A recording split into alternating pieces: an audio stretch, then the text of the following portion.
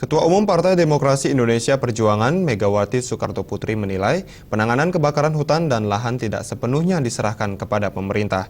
Menurut Mega, seharusnya rakyat juga ikut andil untuk mengatasi bencana yang kerap terjadi setiap tahunnya itu.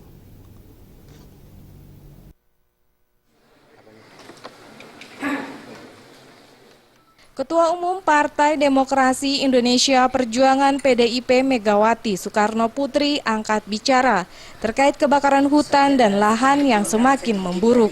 Dalam pidatonya saat peluncuran buku Revolusi Pancasila karya Yudi Latif di Jakarta, Mega mengatakan pemerintah bukanlah satu-satunya yang harus disalahkan atas kebakaran tersebut dan juga bukan menyerahkan begitu saja kepada pemerintah untuk mengatasi kebakaran hutan dan lahan. Presiden kelima ini menyatakan semangat gotong royong yang menjadi budaya bangsa Indonesia harus tetap digaungkan dan direalisasikan.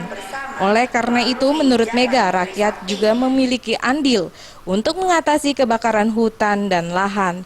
Mega menilai kebakaran hutan dan lahan yang terjadi menunjukkan rakyat tidak mencintai alam. Kebakaran ini, saya tuh sampai bingung loh. Kok kayaknya yang ribut urusan pemerintah saja ya? Kemana rakyatku?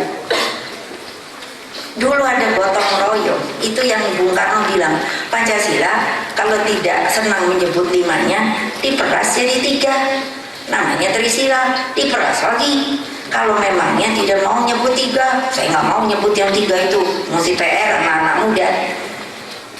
Lalu jadi gotong royong, itulah budaya bangsa Indonesia. Kenapa kita ini patriarkat, bukan matriarkat? Mega mengaku setiap hari dirinya berdoa kepada Tuhan untuk meminta segera diturunkan hujan agar kebakaran hutan dan lahan yang terjadi di sejumlah wilayah Indonesia dapat teratasi.